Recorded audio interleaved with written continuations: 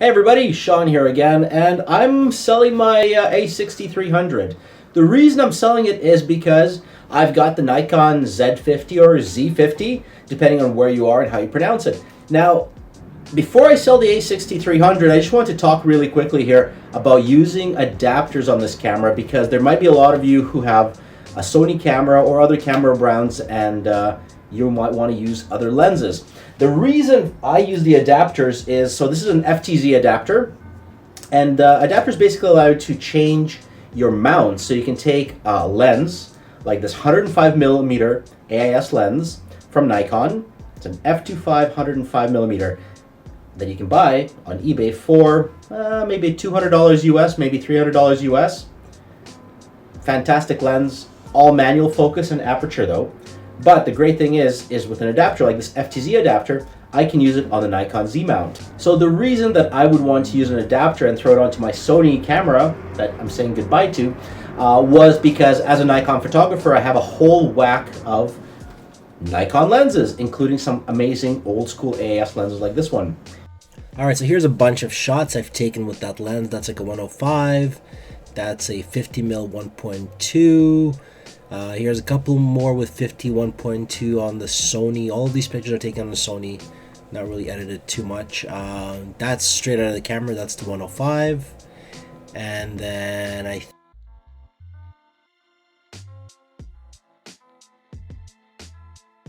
So instead of buying more lenses, realistically, I only used this A6300 with the 50mm OSS lens. The reason I got the OSS lens is because there's no in-body stabilization. But let's say I wanted to throw on a different lens. It is a completely different mount, so you can't just attach any old lens from Nikon or Canon to this body, but you can take the lens off. And if you look at it, I mean, the mounts are pretty different. I'll post a couple of pictures side by side here, but the mounts are different. And what's interesting, I mean, look at this. This lens is a 50mm 1.8. This is a 105 f2.5, and the sizes are almost the same. But I can adapt it using the Photodiox unclicked adapter.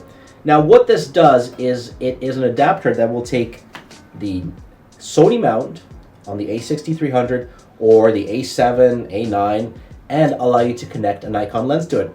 So to connect up the adapter to the Sony camera, I'll take the adapter, and there's a little white dot on the Sony mount here, and there is a little red dot on the adapter here. Now there's two red dots. One is for actually mounting the Nikon lens to the adapter, but the second red dot is for mounting the adapter onto the Sony.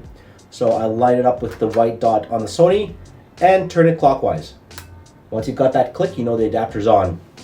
To release it, you would just push the little button on the side of your Sony to release the adapter.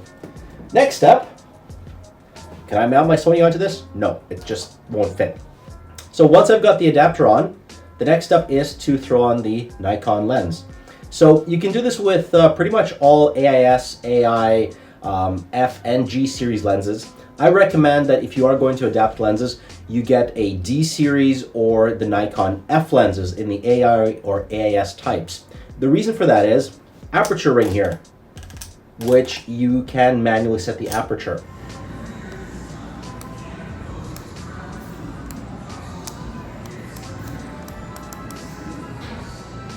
The reason that I recommend using a Nikon F mount AIS lens or using a D series Nikon lens is because you've got the aperture ring here, which lets you manually open or close the aperture on the lens. Let's see if I can show this to you. Just by clicking, opens and closes. A newer G series lens from Nikon will not necessarily work correctly because you need a special adapter that will control that lens's aperture. It's an electronic aperture, so you'll need a special adapter. This adapter I think is about $30–40 US. So once I've got my lens, what I want to do is I want to line up those two little pins, or in some cases there's actually a little bracket that sticks out, onto the adapter. Never force anything, nice and gentle, it'll kind of fit into place.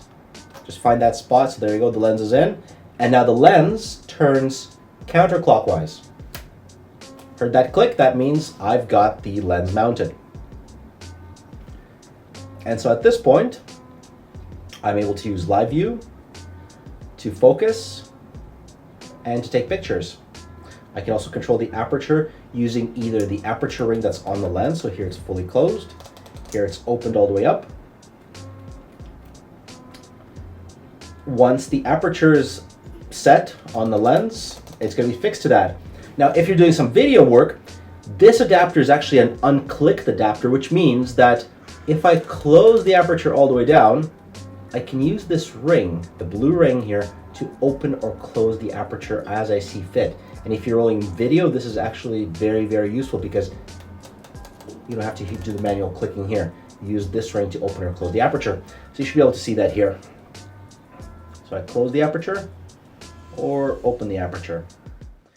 I think this is a great solution for those starting out in photography, or for those of you who want to use other lenses, or perhaps you're a photographer who has some old school lenses that are lying around and you want to throw it onto your Sony camera. Sure, piece of cake, you can definitely do that. There are some lenses from Nikon that were made in the 70s or 80s that are absolutely amazing.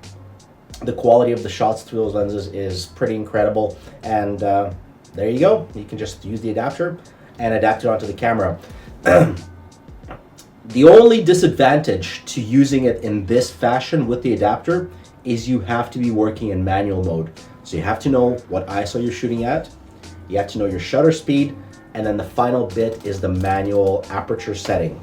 Because the aperture is not controlled by the camera anymore, it's controlled and set by you. So you do need to do a little bit of technical work here, but once it's set and configured and you're rolling, it's an amazing setup. So there you have it. That's how you can take a Nikon lens that was not made for any modern camera. It was made for the older Nikon cameras.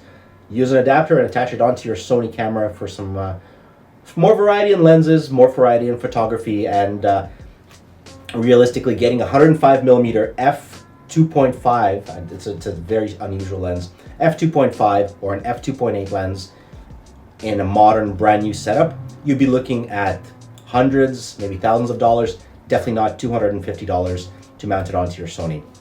So if you found this video useful, give this video a like, share it, subscribe of course, and let me know if you've used an adapter and if you had any problems with it on Sony or other brand cameras.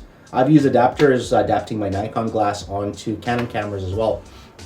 But that's a quick summary of what you can do with an adapter and how you can recycle used lenses that are available on the market, some of which are absolutely phenomenal, onto your brand new mirrorless camera in this day and age. Thanks a lot, and Sean signing off. Why am I selling the A6300 going to the Z50? It's because the Z50 is, in my opinion, a superior camera. It is newer, it has a flip around screen that does the job of vlogging, but also it's the Nikon system, and myself as a Nikon user through and through for all of my photography, it is a natural environment to switch into.